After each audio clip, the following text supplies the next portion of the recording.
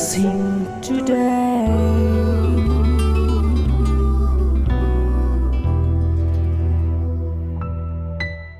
Blessing ടുഡേയിലേക്ക് സ്വാഗതം.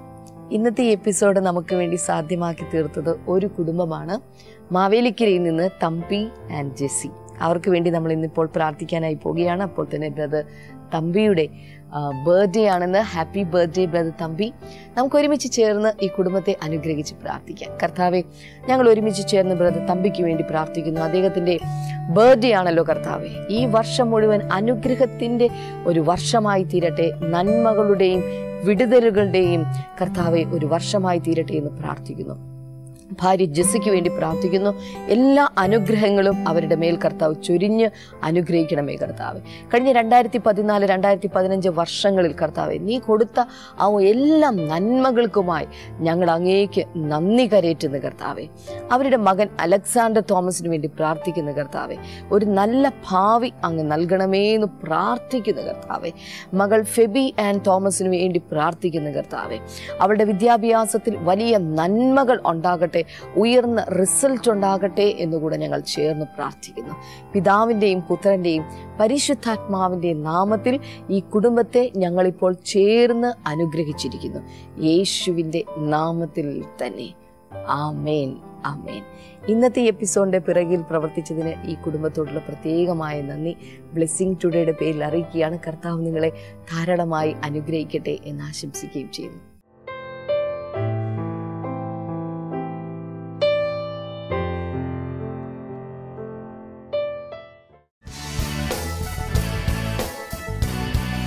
Blessing festival Chennai February 12 വെള്ളി. സമയം രാവിലെ 10 മുതൽ 1 മണി വരെ. Bishop Manickam hall, Harleys road, Kilpauk, Chennai. Blessing festival Bangalore February 13 ശനി.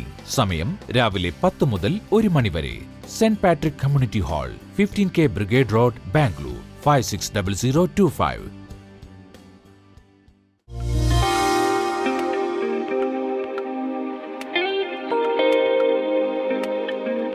ബ്രദറിൻ്റെ പേര് ജോസഫ് എന്നാണ്. താൻ പറഞ്ഞ സാക്ഷ്യം ഇങ്ങനെയാണ്. ഏതാണ്ട് 2011 മുതൽ തൻ്റെ അടിവയറിൻ്റെ ഇടതുഭാഗത്ത് അതിശക്തമായ വേദന അനുഭവപ്പെടാൻ തുടങ്ങി. 4 വർഷങ്ങൾക്ക് മുൻപ് അങ്ങനെ വേദന അനുഭവപ്പെടാൻ തുടങ്ങിയപ്പോൾ താൻ സ്ഥിരമായി കാണുന്ന ഒരു ഡോക്ടറുണ്ട്, മറ്റുള്ള രോഗങ്ങൾക്കൊക്കെ വേണ്ടിയിട്ട് സ്ഥിരമായി കാണുന്ന ഒരു ഡോക്ടറുണ്ട്. ആ ഡോക്ടറുടെ അടുക്കൽ താൻ ചെന്നപ്പോൾ ഡോക്ടർ പറഞ്ഞു, ഗ്യാസ് ട്രബിളിൻ്റെ പ്രോബ്ലം കൊണ്ടാണ് ഈ വേദന ഉണ്ടാകുന്നത്, അതുകൊണ്ട് ഗ്യാസ് ട്രബിളിനുള്ള ടാബ്ലറ്റ് കഴിച്ചാൽ മതി എന്ന് പറഞ്ഞുകൊണ്ട് ഇദ്ദേഹത്തിന് ടാബ്ലറ്റ് കൊടുത്ത് മടക്കി വിട്ടു. ഓക്കെ. പക്ഷേ താൻ ഈ ടാബ്ലറ്റ് കഴിച്ചിട്ടും ഈ വേദന കുറയുന്നുണ്ടായിരുന്നില്ല. അതിങ്ങനെ വേദന കൂടുമ്പോൾ ഡോക്ടറുടെ അടുക്കൽ വരും, ഡോക്ടർ ടാബ്ലറ്റ് കൊടുക്കും, ഗ്യാസ് ട്രബിളിൻ്റെ ടാബ്ലറ്റ് കൊടുക്കും, അത് മേടിച്ചുകൊണ്ട് താൻ ഇങ്ങോട്ട് മടങ്ങിപ്പോരും. അതങ്ങനെ പോയിക്കൊണ്ടിരുന്നു. ഏതാണ്ട് 2012 മുതലാണ് ഇദ്ദേഹം ബ്ലെസ്സിംഗ് ടുഡേ TV പ്രോഗ്രാം കാണാൻ തുടങ്ങിയത്. ഓക്കെ. ഞാൻ ചോദിച്ചു, എങ്ങനെയാണ് ഈ TV പ്രോഗ്രാം കാണാൻ തുടങ്ങിയതെന്ന് ചോദിച്ചപ്പോൾ ഇദ്ദേഹം പറഞ്ഞു, ഈ ഗോസ്പൽ ചാനലുകൾ കാണാൻ വലിയ താല്പര്യമുള്ള ഒരു വ്യക്തിയാണ് ഇദ്ദേഹം. ഓക്കെ. അങ്ങനെ അതിരാവിലെ എഴുന്നേറ്റ് എല്ലാ പ്രോഗ്രാമുകളും കാണുന്നതിനിടയിൽ അബദ്ധത്തിൽ സൂര്യ TV കണ്ടു. അതിൽ ബ്രദർ പ്രസംഗിക്കുന്നത് കണ്ടു ഒരു ദിവസം. ഓക്കെ. അന്ന് മുതൽ ബ്ലെസ്സിംഗ് ടുഡേ സ്ഥിരമായി കാണാൻ തുടങ്ങി. ബ്രദർ പറഞ്ഞത് ഇങ്ങനെയാണ്, ഈ ബ്ലെസ്സിംഗ് ടുഡേ കാണാൻ തുടങ്ങിയത് മുതൽ അത് കഴിഞ്ഞിട്ട് മാത്രമേ താൻ മറ്റുള്ള എന്തു പരിപാടിക്കും പോകത്തുള്ളൂ. എല്ലാ ദിവസവും രാവിലെ ഇത് കാണും. God bless you. അങ്ങനെ കണ്ടുകൊണ്ടിരുന്നു. ഏതാണ്ട് 2014 മാർച്ച് മാസം 23-ാം തീയതി വേദന ശക്തമായതുകൊണ്ട് താൻ ഡോക്ടറെ കാണാൻ ഒരു അപ്പോയിൻമെൻറ്റ് ഫിക്സ് ചെയ്തിരിക്കുമായിരുന്നു. ഓക്കെ. 2014 മാർച്ച് മാസം 18-ാം തീയതിയത്തെ ബ്ലെസ്സിംഗ് ടുഡേ TV പ്രോഗ്രാമിൽ പ്രയർ ലീഡ് ചെയ്തുകൊണ്ടിരുന്നത് ക്ഷമ സിസ്റ്റർ ആയിരുന്നു. ഓക്കെ. അദ്ദേഹം പറഞ്ഞത് ഇങ്ങനെയാണ്, അന്ന് പ്രയർ ലീഡ് ചെയ്യുന്നതിനിടയ്ക്ക് ക്ഷമ സിസ്റ്റർ ഇങ്ങനെ വിളിച്ചു പറഞ്ഞു, ജോസഫ് എന്ന് പറഞ്ഞൊരു വ്യക്തി അടിവയറ്റിൽ അതിശക്തമായി വയറ് കിടന്നിങ്ങനെ മറിയുന്നത് പോലെയൊക്കെ തോന്നുന്നു. അപ്പോൾ തന്നെ ശക്തമായ വേദനയും അനുഭവിച്ചുകൊണ്ടിരിക്കുന്നു. ആ വ്യക്തിയെ യേശു ഇപ്പോൾ സൗഖ്യമാക്കുന്നു എന്ന് ക്ഷമ സിസ്റ്റർ TV-യിലൂടെ വിളിച്ചു പറഞ്ഞു. വയറിനകത്തുള്ള ചില പ്രശ്നങ്ങൾ, സ്റ്റമക് പ്രോബ്ലം, യേശുവിൻ്റെ നാമത്തിൽ ഇപ്പോൾ തന്നെ അത് സൗഖ്യമാകുകയാണ്. Thank you Lord. എന്തൊക്കെയോ ഇങ്ങനെ ഉരുണ്ട് മുകളിലേക്ക് കയറുന്നത് പോലെ എപ്പോഴും അങ്ങനെ ഒരു ഫീലിംഗ് ഉള്ള ആ വ്യക്തിയെ കർത്താവ് ഇപ്പോൾ സൗഖ്യമാകുകയാണ്. ജോസഫ് എന്ന ഒരു പേര് കർത്താവിനെ കാണിക്കുന്നു. അത്തരം പ്രശ്നമുള്ള ആ വ്യക്തിയെ ഇപ്പോൾ കർത്താവ് സൗഖ്യമാക്കുകയാണ്. Thank you lord. ഓക്കെ, ഈ ബ്രദർ പറഞ്ഞത് ആ വിളിച്ചു പറഞ്ഞ ആ സമയത്ത് ഒരു ബലൂണിൽ എന്തോ നിറച്ചു വെച്ചിട്ട് അത് വയറ്റിൽ നിന്ന് വലിച്ചു കളയുന്നത് പോലെ തനിക്കൊരു അനുഭവം ഉണ്ടായി ആ സമയത്ത്. ഓക്കെ, ആ അനുഭവം കഴിഞ്ഞതിന് ശേഷം തൻ്റെ വയറുവേദന പൂർണ്ണമായിട്ടും മാറി.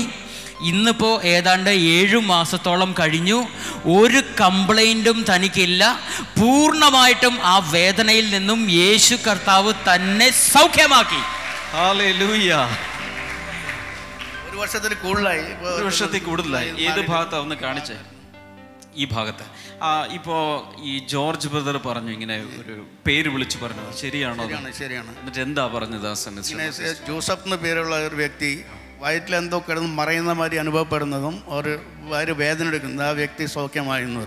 ആ സമയത്തുണ്ടായ അനുഭവം? ആ സമയത്ത് അവിടെ നിന്ന് ഒരു ബലൂൺ, ഒരു ചെറിയ ബോൾ മാതിരി സാധനം മാറിപ്പോണ മാതിരി പോലെ നമുക്ക് ഫീൽ ചെയ്തു. അതിനുശേഷം ഒരു വർഷത്തിൽ കൂടുതലായി അങ്ങനെ വരെ ആ വേദന ഇല്ല. കൈകൾ രണ്ടും ഉയർത്തി പിടിച്ചുകൊണ്ട് കർത്താവിന് നന്ദി പറയാം. കർത്താവ്, ഞങ്ങൾ ഒരുമിച്ച് ഈ വലിയ മിറക്കിളിനായി നന്ദി പറയും.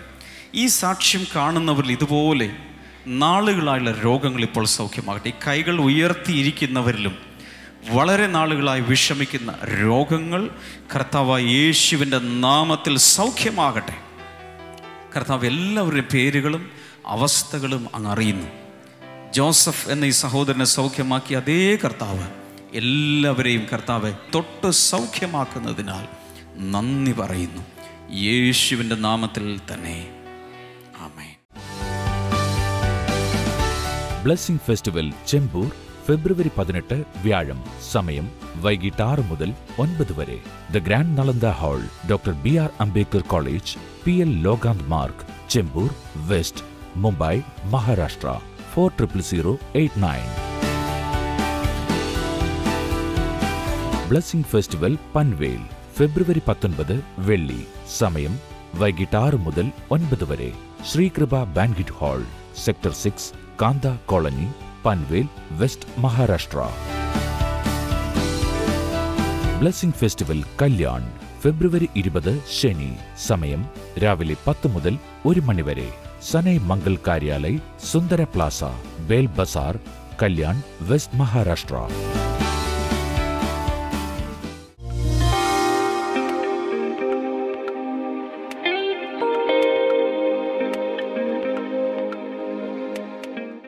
Revelation chapter 2 and verse number 4. വെളിപ്പാട് പുസ്തകം 2-ാം അധ്യായം 4-ാമത്തെ വചനം.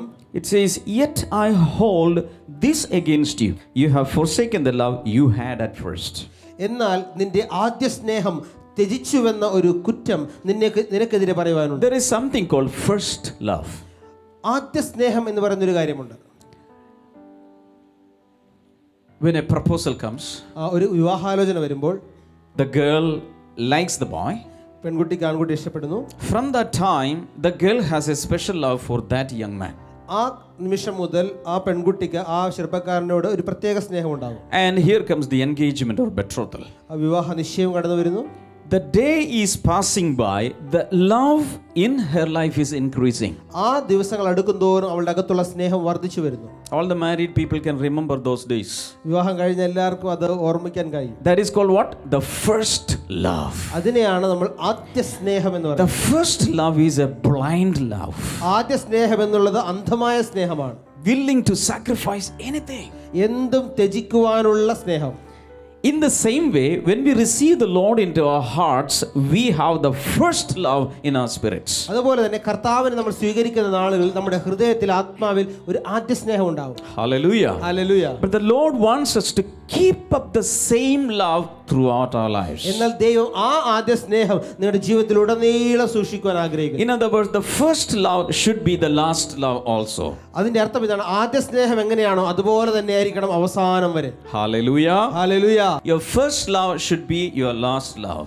നിങ്ങളുടെ ആദ്യ സ്നേഹം നിങ്ങളുടെ അവസാനത്തെ സ്നേഹവുമായിരിക്കണം. Hallelujah. Hallelujah. Are you ready for that? നിങ്ങൾ തയ്യാറാണോ? Pray to the Lord, Lord, fill me with that fire in me. ഒന്ന് പ്രാർത്ഥിച്ചാൽ, കർത്താവേ ആ തീ കൊണ്ട് എൻ്റെ അകത്ത് നിറക്കണമേ. Matthew chapter 24 and verse number 12. Mathai സുവിശേഷം 24:12.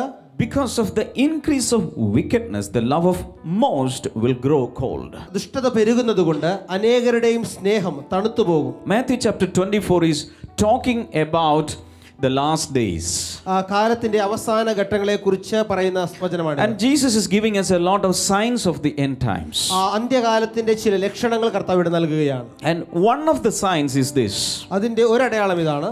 Because the sinfulness or the wickedness is increasing all over the world, many people will have only a cold or frozen love. ദുഷ്ടത പാപം ലോകത്തിൽ പെരുകുന്നത് കൊണ്ട് അനേക ആളുകൾക്കും ഹൃദയത്തിൽ തണുത്തുറഞ്ഞ സ്നേഹമായിരിക്കും ഉണ്ടായിരിക്കുക. They will lose their love generally. പൊതുവായിട്ട് ആളുകൾക്ക് സ്നേഹം കുറയും. Hallelujah. Hallelujah. So many people, when they read this, they think that in churches there will be no love. ഇത് വായിക്കുമ്പോൾ പല ആളുകൾ ചിന്തിക്കുമോ സഭക്കകത്ത് ഇനി സ്നേഹമൊന്നും Nobody will love the Lord. ആരും കർത്താവിനെ സ്നേഹിക്കാൻ I don't believe that. ഞാനത് വിശ്വസിക്കുന്നില്ല. Jesus is talking about the people outside the church. ഇവിടെ കർത്താവ് സഭയ്ക്ക് പുറത്തുള്ള ആളുകളെ കുറിച്ചാണ് പറയുന്നത്. Generally, all over the world, universally, people will be self-lovers and they will not have love for others. പൊതുവെ സാർവത്രികമായ ആളുകൾക്ക് അവർ സ്വാർത്ഥരാകുകയും മറ്റുള്ളവരെ സ്നേഹിക്കുന്നതിൽ കുറവ് കാണിക്കുകയും ചെയ്യും. But do you know that you are the bride of the groom, Jesus Christ? പക്ഷേ നിങ്ങൾക്കറിയാമോ, മണവാളനാകുന്ന ക്രിസ്തുവിന്റെ മണവാട്ടിയാണ് നിങ്ങൾ. Hallelujah. Hallelujah.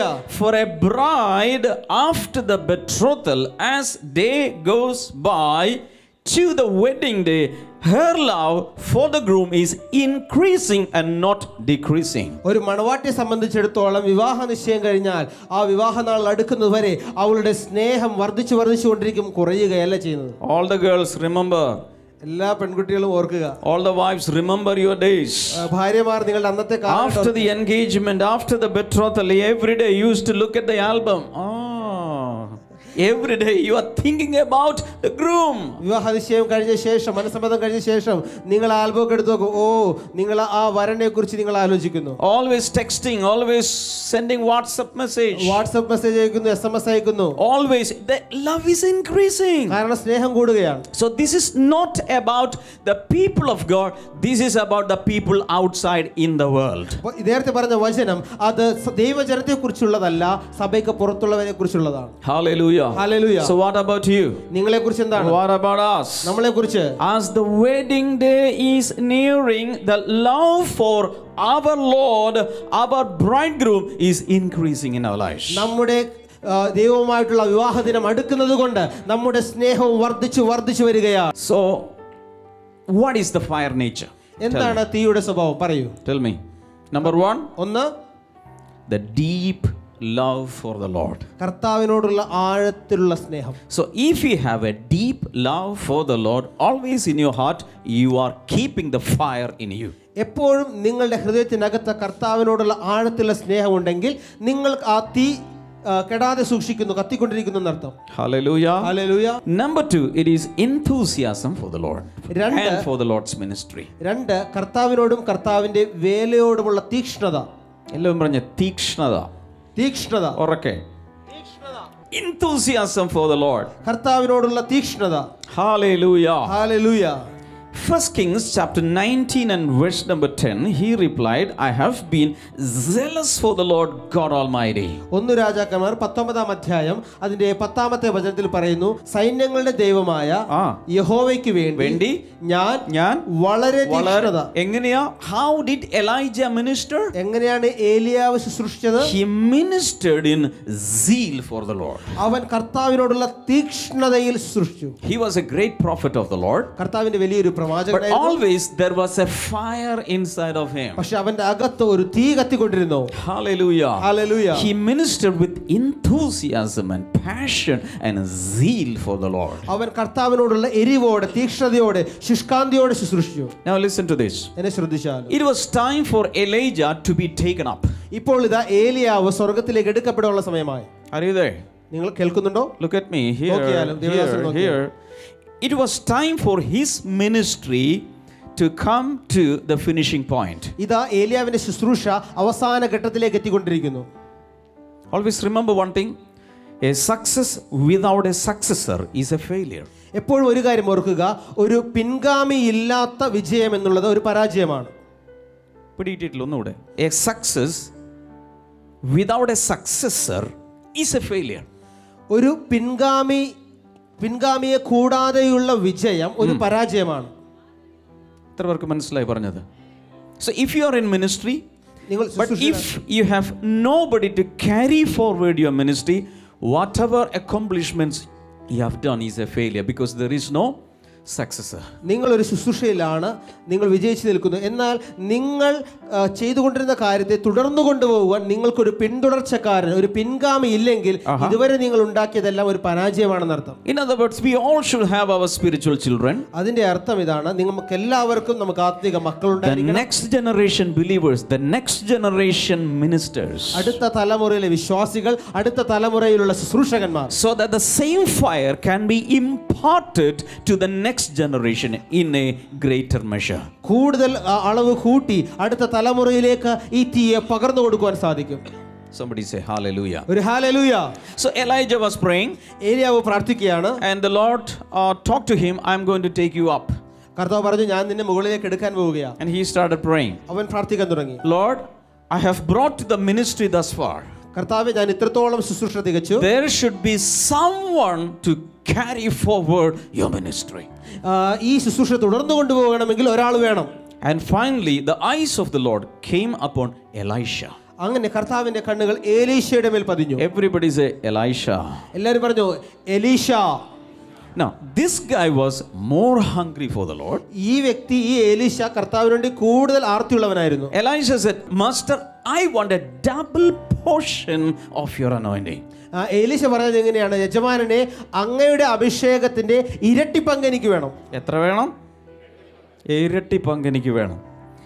Do you know what happened? Because he was hungry for the Lord, the double portion of the fire came upon the next generation prophet.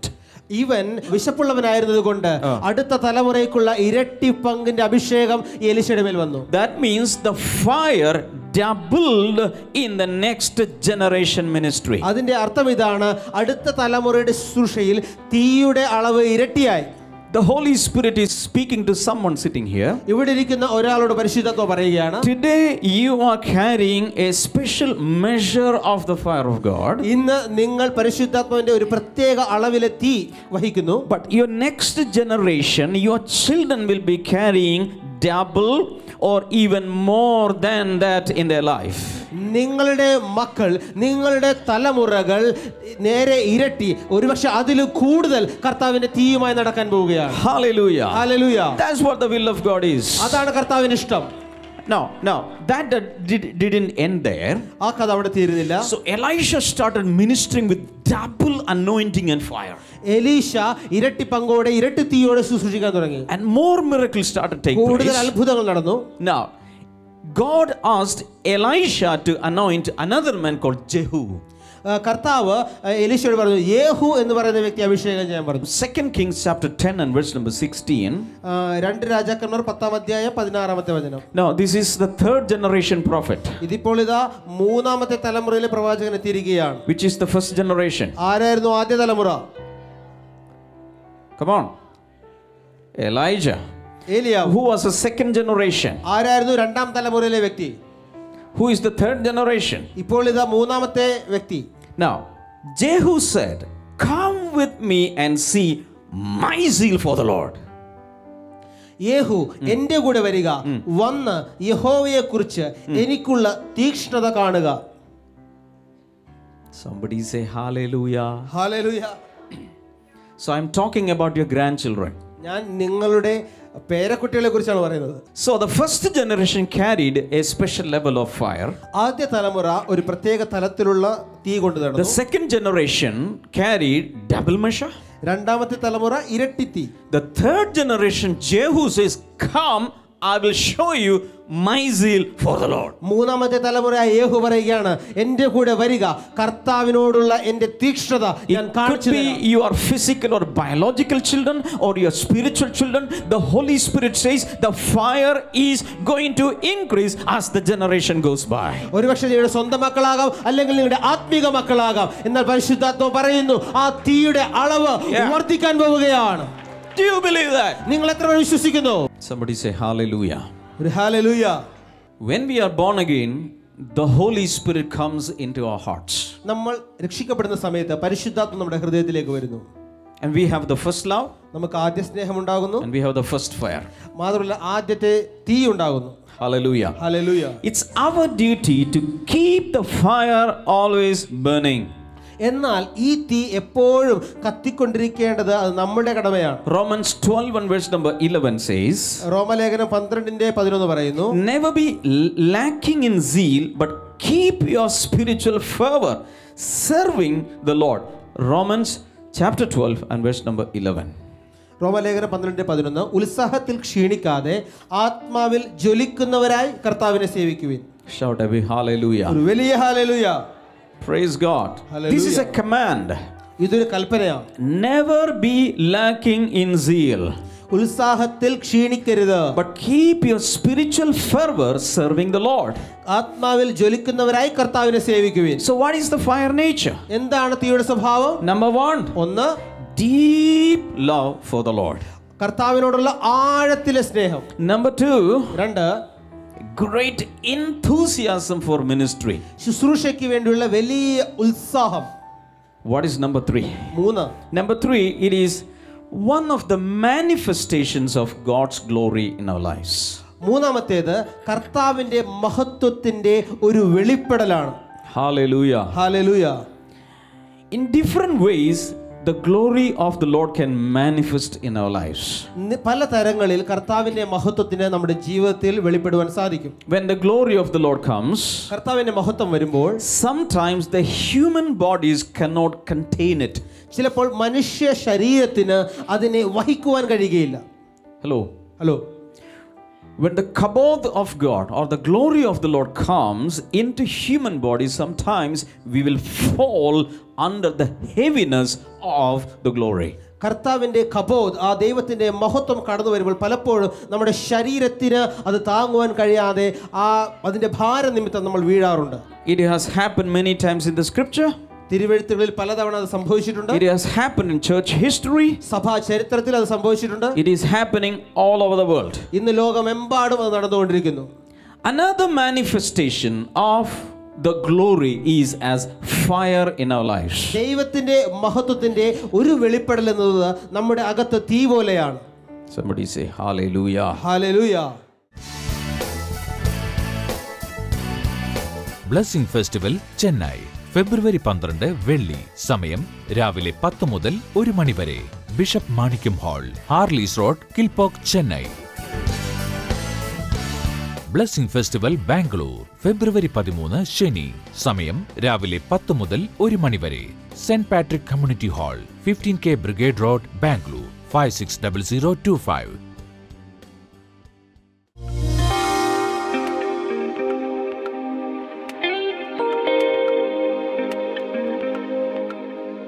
ഇനി നമ്മൾ ഒരുമിച്ച് ചേർന്ന് പ്രാർത്ഥിക്കാനായി പോവുകയാണ്. കണ്ണുകൾ അടച്ച് എന്നോട് ചേർന്ന് പ്രാർത്ഥിക്കാൻ തുടങ്ങിയാൽ, കർത്താവെ, ഞങ്ങൾ ഒരുമിച്ച് ചേർന്ന് ഇപ്പോൾ പ്രാർത്ഥിക്കുന്ന കർത്താവെ, രോഗികളായിട്ടുള്ള വ്യക്തികൾ ഈ സമയത്ത് സുഖം പ്രാപിക്കട്ടെ കർത്താവെ. ശരീരത്തിൽ ഷോക്കേറ്റ് നിമിത്തമായിട്ട് വല്ലാത്ത പ്രശ്നത്തിലൂടെ പോകുന്ന ചില രോഗികൾ ഈ സമയത്ത് സൗഖ്യമാവുകയാണ്.